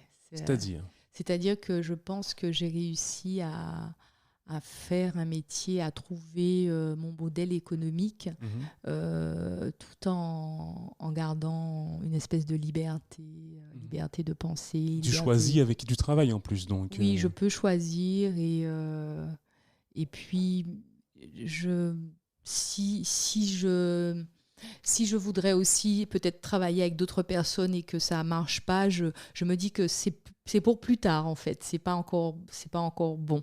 Mais en tout cas, ce que je peux dire, ce que j'ai réussi, c'est à trouver mon modèle économique. Et puis avec ce modèle économique, j'ai réussi à rendre ma fille heureuse, à éduquer ma fille. Parce que ça a été mon premier truc, là, de dire, bon, écoute, tu veux faire ça, mais comment tu vas nourrir ton enfant ? Parce qu'en plus, ma maman, elle ne comprenait pas du tout ce que je faisais, parce que ma mère est pharmacienne, pharmacie, c'est des murs, tu travailles, tu vends ton truc. Mon père, il a des salles de sport. Moi, c'est très... voilà. Et donc, donc j'ai réussi à faire quelque chose que j'aime, à trouver mon modèle économique et à nourrir mon petit bébé. Et moi-même, d'ailleurs. Dans ta vie quotidienne, c'est ta liberté dont tu bénéficies tous les jours qui est ton moteur. Voilà. Ok. Une espèce de liberté. Voilà. Super. Est-ce que tu as des mentors, Kezia ? Oui. Alors, j'ai un mentor, mais je faut que je les cite. Non, pas forcément. Voilà. Comme j'ai tu un veux. mentor qui est toujours, voilà, c'est incroyable parce que c'était un prof que j'avais à l'université de Miami. Ouais, d'accord. Voilà. Ok, non, avec qui tu professeur d'histoire afro-américaine studies, qui est un grand monsieur, qui est quelqu'un de tellement serein. Je me dis, mais c'est pas possible d'être aussi serein, avancer comme ça dans la vie, toujours avancer et avoir cette espèce de sérénité, même si tu as le ciel qui te tombe sur ta tête. Et en fait, c'est assez impressionnant parce que, en fait, je pense que cette sérénité-là vient des gens qu'il a pu rencontrer. Et un jour, il m'avait dit qu'en fait, il faut toujours comprendre qu'il y en a qui sont là pour piloter l'avion et les autres pour les assister. Voilà. Il faut savoir quelle place tu veux avoir. Est-ce que tu veux être devant et être piloté ? Est-ce que tu veux assister ? Quelle place tu veux avoir dans cette société et pourquoi tu veux avoir cette place-là ? D'accord. Tu vois, parce que en fait, c'est intéressant ça. Ouais. Et donc il y a ça qui m'avait appris, et aussi c'est un noir américain. Ouais. Donc en fait, il a quand même une histoire incroyable sur la dureté que peuvent vivre les noirs américains. Et si tu veux t'en sortir dans cette dureté, que tu es dans un quartier difficile et dur, hein, parce que quand on parle de racisme en France, aux États-Unis, ça n'a rien à voir. Là-bas, tu sors, tu peux te faire tuer. Enfin voilà, on le voit maintenant. Et ça a toujours été comme ça. Ça a toujours été comme ça. Et quand tu veux te sortir de tout ça et que tu es d'une famille où il y a beaucoup de frères et sœurs et tout, tu as une espèce de force intérieure, de rectitude, qui est assez incroyable, mais en même temps dure, hein, parce que ces nègres américains, ils n'acceptent rien, tu vois. Tu vois. Et donc, en fait, son père fait partie des premiers golfeurs, il me racontait des sujets, et voilà. Donc, voilà. Donc, lui, c'est ton mentor. Voilà, on va dire que c'est mon mentor. Super. Voilà. Super, très bien. Alors, pour finir, tout ce qui est inspiration, est-ce que tu as des lectures, des films, ou quoi que ce soit qui t'inspire ou que tu voudrais... Qu'est-ce que tu lis en ce moment ? Quel film t'a marqué ? Quelque chose comme ça. J'adore regarder beaucoup de films, j'adore les documentaires, la lecture. Alors, j'aime lire plusieurs choses en même temps parce que, en fait, la lecture m'atteint intérieurement. Tu vois, si je lis quelque chose, je suis carrément dedans. Donc... Alors, en ce moment, j'ai le gros bouquin là, de Gaston Monerville qui est sorti, qui parle de toute sa carrière. Ouais, Donc c'est gros, personne ne lit ça en fait. Tu feuilles ça. Non, mais c'est intéressant parce que en fait, je le lis pas comme ça, comme un roman, mais je lis des petits bouts, des trucs comme ça. Je trouve ça intéressant. Ouais. Et après, j'en parle à tout le monde. Moi, à chaque fois que j'ai trouvé quelque chose de génial, j'en parle à tout le monde. Il y a un documentaire que j'ai découvert sur Netflix qui s'appelle God, donc Dieu. Et l'orateur, le commentateur, celui qui t'emmène, qui t'accompagne dans ce documentaire, c'est Morgan Freeman. Et ça s'appelle God, donc ça parle de Dieu. J'ai vu ce truc, mais j'ai pas regardé encore. Moi, je trouve qu'il est génial. Je trouve qu'il faut le regarder. C'est vraiment, je trouve que ça positionne, et surtout au moment du Covid, ça positionne plein de choses. Ça positionne plein de choses, tu vois, sur la religion, en fait, sur les croyances, sur le bien et le mal. Ouais. Et j'aime beaucoup ce qui se dit. On parle de l'Inde, on peut parler d'Israël, on parle des catholiques, des musulmans, de tout, quoi, et du bien et du mal. Et je trouve ça très, très, très intéressant, vraiment. Il y a des choses que j'ai découvertes que je ne savais pas. Donc voilà, il y a ce documentaire que je recommande sur Netflix qui est vraiment génial. Après, il y a tellement de choses. Après, je peux passer aussi des documentaires de cuisine. J'ai découvert un documentaire qui parlait de l'origine des saveurs, l'origine du goût, l'origine des saveurs. Je trouve ça très intéressant. Après, en film... qu'est-ce que j'ai vu dernièrement ? Alors, j'aime les biopics. Ouais. Ça peut passer de la reine Elisabeth, tu vois, à je crois que le dernier que j'ai regardé, c'était sur Margaret Thatcher. Ok, ouais. Et Margaret Thatcher, malgré la politique qu'elle a fait en Angleterre, c'est pas une femme qui est née avec une cuillère en or dans la bouche. Elle était pas riche. Il me semblait effectivement avoir lu ça quelque part. Donc tu vois, c'est quand même assez... Ouais. Mais elle dit toujours que non, si tu veux t'en sortir, sors-toi les doigts du cul et démerde-toi. Tu vois, c'est quand même assez... Donc ça, j'ai trouvé ça intéressant. Et ce que j'ai aussi trouvé intéressant, c'est qu'elle disait que la politique, on le faisait parce qu'on avait un vrai idéal, on avait une espèce de passion, une espèce de volonté de changer quelque chose. Et aujourd'hui, il y a des gens qui font de la politique comme s'ils faisaient une carrière, tu vois. Alors que quand tu rentres en politique parce que tu veux changer quelque chose, je pense qu'il y a une espèce de une motivation, il y a une espèce de chose qui te tire naturellement parce qu'en fait, tant que tu n'as pas changé cette chose, tu continues à te battre pour la changer. Et j'ai l'impression Margaret Thatcher, elle est arrivée en politique parce qu'elle voulait changer quelque chose. Et en fait, ça a été son leitmotiv, son combat, pendant toute sa carrière. Et c'est ça qui est intéressant. Je pense que quand on est motivé, on est passionné, on va jusqu'au bout, on y va, quoi. On y va. Ça ne veut pas dire qu'on va gagner, hein. On peut se planter, on peut prendre des coups, on peut revenir sur des décisions. Mais ce que je trouve, c'est, quand tu as la passion de vouloir faire ça, tu y vas. Et puis tu as une vie, hein, donc ta vie, tu la vis avec cette passion, et puis tu ne sais pas où ça va t'emmener, mais en tout cas, tu te bats pour ça. Voilà, donc les biopics, j'aime beaucoup ça. Voilà. Et aussi, j'ai regardé un documentaire qui parlait de qui a tué Martin, c'était Malcolm X. Ah oui. Voilà, oui. Parce que celui qui a tué Malcolm X faisait partie des apôtres de Farrakhan. Donc c'était un noir américain et qui n'a jamais fait de prison. Et c'est là qu'on voit que en fait les personnalités afrodescendantes aux États-Unis qui étaient le plus surveillées par le FBI n'étaient pas Martin Luther King et Malcolm X, mais Farrakhan qui était le plus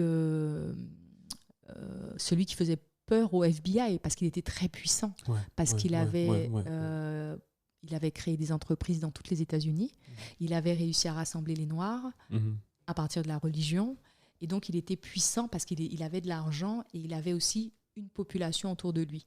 Donc ça a été très facile pour lui à un moment de faire éliminer Malcolm X. Voilà. Écoute, super. Alors moi je lirai pas Gaston Monnerville, mais je regarderai tous les autres que j'ai vu passer mais que j'ai toujours pas regardé. Donc carrément. D'accord. Super. C'est quoi la suite pour toi, Kaysa ? Alors, c'est quoi la suite pour moi ? Une belle suite. Hein. J'ai envie de plein de choses encore. J'ai envie de faire plein de choses. Et puis, j'ai envie d'avoir un peu plus un pied en Guadeloupe entre les deux. Voilà, donc voilà. Quoi, bientôt tu te réinstalles ou quoi ? Non. Voilà, voilà, plus de va-et-vient, on va dire. D'accord, voilà. ok. Plus, Et bon, on se verra souvent alors. Voilà. Même tout si à moi fait. je compte aussi faire des va-et-vient un peu plus de l'autre côté aussi. De l'autre côté, Voilà. Histoire de souffler un peu, de voilà. respirer un C'est le peu. confinement qui fait ça. Ouais, non mais voilà, Voilà. pas assez de voyages là pour l'instant, donc voilà. Et qu'est-ce qui t'a poussé à faire hors zone? Alors ça, ma chère, Je ne le saurais pas. Tu ne le sauras pas. Non, mais il est prévu. J'ai un copain qui m'a dit, ouais, quand tu auras fait 30 ou 40 épisodes, tu en feras un où tu expliqueras consacreras pourquoi. à toi. D'accord, Voilà. ok. Donc, Donc là, je l'écouterai pour savoir pourquoi hors zone. voilà, c'est Voilà. ça, exactement. Ok. Bon, mais en tout cas, je suis très honorée Je suis ravi de de faire t'avoir reçu. hors zone. Voilà, c'est voilà. Je sais voilà, je sais pas comment le public va aborder. C'est toujours une surprise. Voilà, hein, tout donc, à fait. Ça... Mais en tout cas, je suis très très contente de faire ça. C'est. Je te remercie. Je Je pense suis que ravi de t'avoir reçu. je parle beaucoup. T'inquiète pas, j'ai déjà fait plus long. Hein, t'inquiète c'est pas, vrai, y a pas de souci d'accord. là-dessus. Ok. Bon, super. Alors, comment on fait pour te contacter? Enfin, dernière question. Alors, Lisa. dernière question pour me contacter. Je suis sur Facebook. Hein, Ouais. alors, j'ai une page Facebook qui s'appelle Keza Nubré. Grand bonheur. Je suis sur LinkedIn. LinkedIn, Keza Nubré. Donc, on peut m'envoyer des messages. Je réponds très rapidement. Je suis sur Twitter. Je suis sur Instagram. Aussi bien sur mon nom Keza Nubré, Grand bonheur, que sur Keza Nubré et que sur Agence KS.com. Ok. Agence KS.com. En tout cas, franchement, vous tapez Keza Nubré, vous trouvez même mon numéro de téléphone sur Google. Voilà, c'est pas compliqué. Bon, super. Voilà. Tu réponds Voilà. et pas de souci. Super. Voilà, très bien. Keza Nubré. Alors, ça s'écrit avec un K-E-Y-Z-A Ouais. et KS.com. Voilà. Ouais, super, très bien. Eh bien, merci beaucoup, Keza. Cet épisode touche à sa fin. Donc, merci beaucoup d'avoir passé ce temps avec moi. J'ai été vraiment ravi de t'accueillir. Et, Merci, Jude. Voilà, donc merci également à tous les auditeurs. J'espère que cet épisode vous a plu. Horzone est disponible sur la majorité des plateformes de podcast, donc Encore, Apple, Spotify, Castbox, et bientôt sur YouTube. Je l'avais déjà dit la dernière fois, mais là vraiment j'y travaille. Donc si le podcast vous plaît, je vous invite à mettre 5 étoiles sur Apple, à mettre un petit commentaire pour dire ce que vous en pensez. C'est vraiment ce qui va faire décoller le podcast, donc allez-y, ça fait super plaisir en plus. Et en attendant, prenez soin de vous et rendez-vous très très bientôt pour le prochain épisode. Allez, salut!